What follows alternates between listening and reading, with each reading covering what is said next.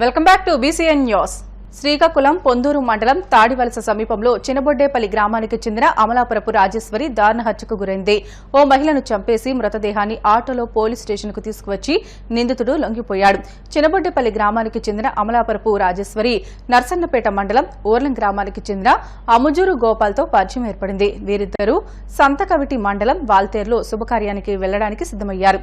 అయితే మార్గ మధ్యలో ఏమైందో గాని తాడివలస సమీపాన ఇద్దరి మధ్య వివాదం చోటు చేసుకుంది. దీంతో గోపాల్ తనతో తెచ్చుకున్న చాకుతో రాజేశ్వరి మెడపై పలుమార్లు దాడి చేశాడు. దీంతో రాజేశ్వరి అక్కడికక్కడే మృతి చెందింది. సమాచారం మేరకు ఆముదాల వలస సీఐ దివాకర్ యాదవ్ స్టేషన్కు వచ్చి విచారణ చేపట్టారు. వంగవీటి మోహన్ రంగా జయంతిని పురస్కరించుకుని నర్సాపురం మండలం చిట్టవరం గ్రామంలో నివాళులు అర్పించారు. ఈ కార్యక్రమంలో నర్సాపురం ఎమ్మెల్యే బొమ్మిడి నాయకర్, వంగవీటి రాధా సతీమణి పుష్పవల్లి, జనసేన నాయకులు చాగంటి చిన్న పూలమాల వేసి ఘన నివాళులు అర్పించారు. అనంతరం పేదలకు నిత్యావసర సరుకులు పంపిణీ చేశారు. ఈ సందర్భంగా ఎమ్మెల్యే మాట్లాడుతూ రాష్ట్రం ప్రజలు వంగవీటి రంగా గౌరవార్థం కాంస్య విగ్రహాన్ని ఏర్పాటు చేస్తామని అన్నారు. ఈ కార్యక్రమంలో చిట్టవరం గ్రామం రంగా అభిమానులు నక్కా శ్రీనివాస్, నాగు, పైడికొండల గోపాలకృష్ణ, గ్రంథి శ్రీను తదితరులు పాల్గొన్నారు. నియోజకవర్గం నుంచి మనందరం కూడా ఆయనకి నివాళులు అర్పిస్తూ శుభాకాంక్షలు తెలియజేసుకుందాం. రంగా గారి గురించి మనకు అందరికీ తెలుసున్నది. మరి ఆయన అంటే ఒక వర్గానికి చెందిన వ్యక్తి కాదు. ప్రత్యేకంగా అందరూ కూడా ఆలోచన చేసుకోవాలి. బడుగు బలమైన వర్గాల కోసం మరి ఆ రోజు ఆయన పోరాటం చేసిన సందర్భం, ఆ రోజు ఆయన చనిపోయే సందర్భంలో కూడా వెనకబడిన వర్గాల కోసం ఆయన ఆ రోజు పోరాటం చేసుకుంటూ చనిపోవడం జరిగింది. అంటే అతి చిన్న వయసులో కూడా ఆయన ఒక ఎమ్మెల్యే స్థాయి నుంచి ప్రజల కోసం, ప్రజాక్షేమం కోసం, ప్రజల కోసం ఆయన నిరంతరం శ్రమించే వ్యక్తి.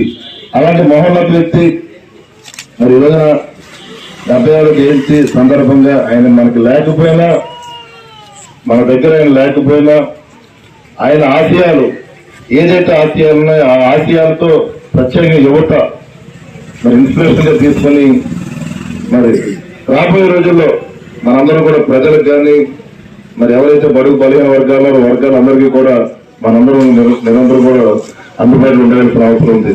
రాబోయే రోజుల్లో రంగా గారి విగ్రహాన్ని నియోజకవర్గ ప్రజలందరూ కూడా గుర్తుంచుకునే విధంగా, నియోజకవర్గం కాదు రాష్ట్ర ప్రజలందరూ కూడా మన ఆంధ్ర రాష్ట్ర ప్రజలందరూ గుర్తుంచుకునే విధంగానే ఒక మంచి ప్లేస్ లో ఒక బ్రహ్మాండమైన కాంత విగ్రహాన్ని నేను ఏర్పాటు చేస్తానని చెప్పి ఈ సందర్భంగా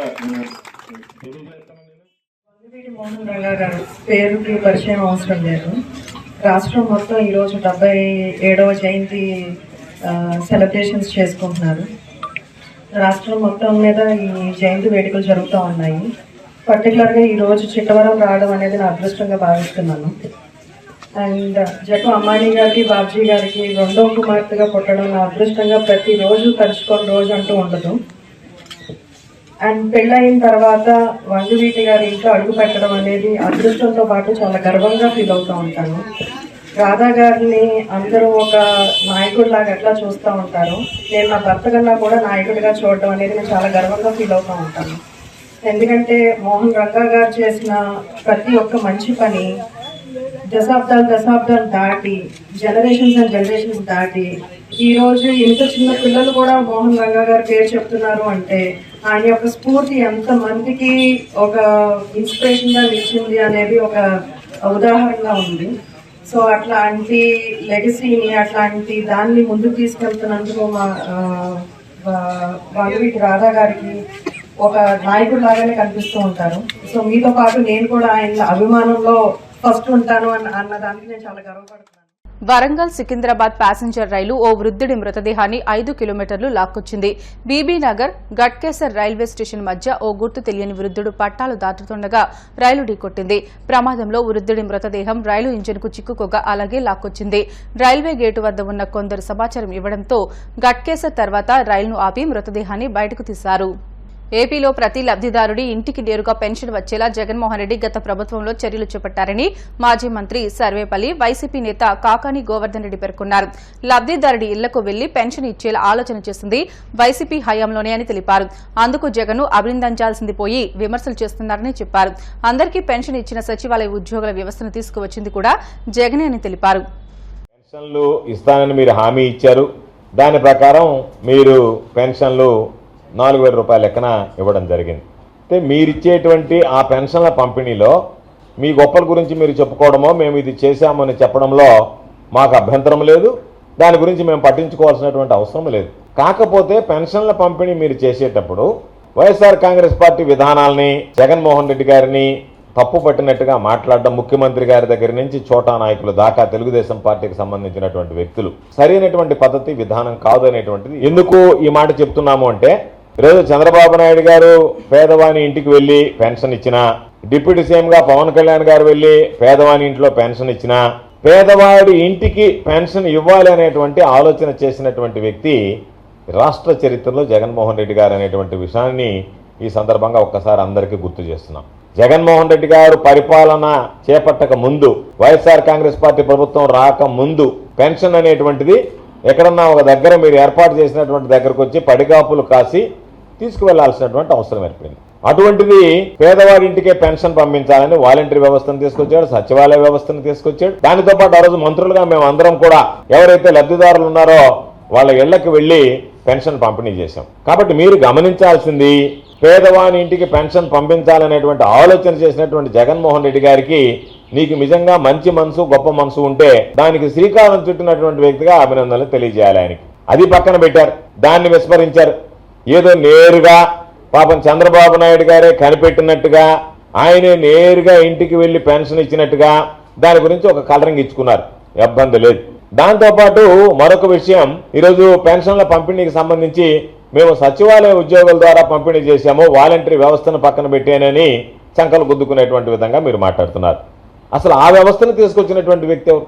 ఈరోజు మీరు పెన్షన్ పంపిణీ చేయడానికి వాలంటీర్ల ద్వారా మేము చేయలేదు, మేము సచివాలయ సిబ్బంది ద్వారా చేశాము అన్నారు. ఆ సచివాలయ సిబ్బంది, ఆ వ్యవస్థ వాళ్ళని నియమించింది ఆ వ్యక్తి అనేటువంటిది కూడా మీకు అర్థమైందా? మీకు బోధపడిందా? కాబట్టి సచివాలయ వ్యవస్థని 2,000 జనాభాకి ఓ సచివాలయ వ్యవస్థ ఉండాలని 1,34,000 మంది ఉద్యోగులను నియమించినటువంటి వ్యక్తి జగన్మోహన్ రెడ్డి గారు. కాబట్టి మీరు ఈరోజు ఏ పని చేసినా, ఏ విధానాన్ని అనుసరించినా మార్గదర్శి ఎవరు మీకు అంటే జగన్మోహన్ రెడ్డి గారు అని చెప్పి చెప్పుకోవాల్సినటువంటి పరిస్థితి. ఈరోజు సచివాలయ వ్యవస్థ నుంచి వాళ్ళని, సచివాలయ ఉద్యోగులను, ప్రతి సచివాలయానికి 2,000 జనాభాకు ఒక సచివాలయం, సచివాలయంలో 10 మంది ఉద్యోగుల లెక్కన 1,34,000 మంది నియమించి వాళ్ళకి వాలంటరీ వ్యవస్థను అనుసంధానం చేసి సూర్యోదయానికన్నా ముందే పేదవాడి ఇంటికి నేరుగా పెన్షన్ వెళ్లేటువంటి కార్యక్రమాన్ని తీసుకురావడం జరిగింది. ఆ కార్యక్రమాన్ని ఆపివేసింది ఎన్నికల కమిషన్కి ఫిర్యాదు చేసి వాలంటరీ వ్యవస్థని ఈరోజు మీరు రద్దు చేస్తారో కొనసాగిస్తారో తెలియదు. ఆ రోజు నుంచి వాలంటీర్ల ద్వారా పంపిణీని చేయడానికి లేదన్నారు. అదే విధానాన్ని ఈ రోజు కూడా కొనసాగిస్తున్నారు. మీ విధానం ఏ విధంగా ఉంటుందనేటువంటిది అది మీ నిర్ణయాన్ని బట్టి ఉంటుంది. అయితే ఈరోజు మీరు మా గురించి మాట్లాడడం, జగన్మోహన్ రెడ్డి గారిని గురించి విమర్శలు చేయడం, ఇవి సరైనటువంటి పద్ధతి కాదు. ఎందుకంటే ఈరోజు మీరు అనుసరించినటువంటి విధానాలు కానీ, మీరు ఈరోజు పంపిణీ చేయడానికి ఉపయోగపడినటువంటి వ్యవస్థ కానీ, ఈ రెండు కూడా జగన్మోహన్ రెడ్డి గారి హయాంలో జగన్మోహన్ రెడ్డి గారు ఏర్పాటు చేసినటువంటివే. కాబట్టి మీరు జగన్మోహన్ రెడ్డి గారిని అభినందించేటువంటి పెద్ద హృదయం, మంచి హృదయం మీకు లేకపోవచ్చు, కానీ జగన్మోహన్ రెడ్డి గారు ఇచ్చినటువంటి వ్యవస్థల ద్వారా మీరు వాడుకుని ఈరోజు పెన్షన్ పంపిణీ చేశారు. జగన్మోహన్ రెడ్డి గారు చూపించినటువంటి మార్గంలోనే నడిచి పేదవాడి ఇంటికి పెన్షన్ పంపిణీ. విశాఖ అభివృద్ధిలో లోక్సభ మాజీ సభ్యులు ఎంవీవీఎస్ మూర్తి పాత్ర ఉందని టీడీపీ నేతలు పేర్కొన్నారు. ఎంవీవీఎస్ మూర్తి జయంతి సందర్భంగా జిల్లా తెలుగుదేశం పార్టీ కార్యాలయంలో జరిగిన కార్యక్రమంలో ఆయన చిత్రపటానికి పార్టీ నేతలు విజయ్ కుమార్, ప్రధాన కార్యదర్శి టీడీపీ సీనియర్ నాయకుడు పోలమరశెట్టి శ్రీనివాసరావు పూలమాలలు వేసి ఘన నివాళులు అర్పించారు. విశాఖపట్నం అభివృద్ధిలో ఎంవీఎస్ఎస్ మూర్తి పాత్రను మర్చిపోలేమని అన్నారు. అధికారంలో ఉన్నా లేకపోయినా ఆయన ప్రజాసేవకే ప్రాధాన్యత ఇచ్చేవారని అన్నారు. విశాఖపట్నం ఒక 40,000 రూపాయలు పట్టుకొని ఆ రోజుల్లో బీబీసీ ద్వారా గోల్డ్ స్పాట్ మూర్తి గారిగా ఈ మన విశాఖ ప్రజలకు తెలుసు. అప్పట్లో మేము చిన్నప్పుడు లిమ్కా గోల్డ్ స్పాట్ కిస్మత్ అని ఉండేది, అది వారి కూల్ డ్రింక్స్. అది అలాగే అక్వాకల్చర్లో కూడా వారు ఒక పారిశ్రామికవేత్తగా ఎదిగారు. ఆ తర్వాత విద్యావేత్తగా ఆయనకు ఉండే దీనివలన ఇక్కడ గీతం యూనివర్సిటీ స్థాపించి ఎంతో మందికి విద్యను అందించిన మహనీయుడు. తెలుగుదేశం పార్టీకి ఒక బ్రాండ్, ఉత్తరాంధ్రలోనే ఒక లీడర్షిప్ తయారు చేయాలంటే అది మూర్తి గారి వల్లే సాధ్యం. ఎందుకంటే అనేక మంది ఈరోజు రాజకీయ భిక్ష పెట్టింది మూర్తి గారు. అనేక వేరే వేరే పార్టీల నుంచి వచ్చినటువంటి వాళ్ళు కూడా రాజకీయ భిక్ష పెట్టింది మూర్తి గారు. ఖచ్చితంగా గుర్తు చేసుకోవాల్సిన అవసరం ఉంది. ఇంకోటి ఏంటంటే ఇప్పుడు కూడా ఆయన అనేవారు, నేను మీ దళిత వాడల్లోనే దళితుల్లోనే ఎక్కువగా ఉండేవాడిని, నాకు మీరంటే చాలా ఇష్టం అని మరి ఎలా లేనటువంటి ప్రేమ చూపించినటువంటి మహనీయుడు. ఆయన జయంతి జరుపుకున్నామంటే ఈ ఆఫీస్ కట్టడంలో కూడా మూర్తి గారి పాత్ర పూర్తిగా ఆయనే మమేకమై 100% ఈ పార్టీ ఆఫీస్ నిర్మాణం చేయటం. అలాంటి వ్యక్తి ఆయన ఒకసారి ఎమ్మెల్సీగా పోటీ చేస్తే మా బాబ్జీ గారు నాది మేము వైసీపీలో ఉన్నా మేము అప్పుడు వైసీపీకి చిన్న దూరం అయి బయటకు వచ్చేసాం. బాబ్జీ గారు అయితే 100% వచ్చారు, నేను ఆయనతో పాటు మేము కొంతగా ఫాలోవర్స్ కాబట్టి బయటకు వచ్చేసాం. వార్తలు ముగించే ముందు ముఖ్య అంశాలు మరొకసారి. టీమిండియా ప్లేయర్లకు భారత్లో ఘన స్వాగతం, మర్యాద పూర్వకంగా ప్రధాని మోదీతో భారత ప్లేయర్ల భేటీ.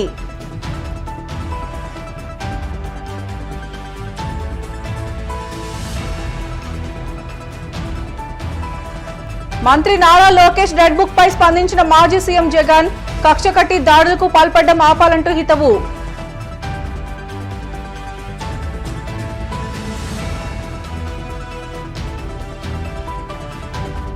నర్సాపురం పట్టణంలో మున్సిపల్ సిబ్బంది ఆశా వర్కర్ల ర్యాలీ, సీజనల్ వ్యాధులపై ప్రజలకు అవగాహన.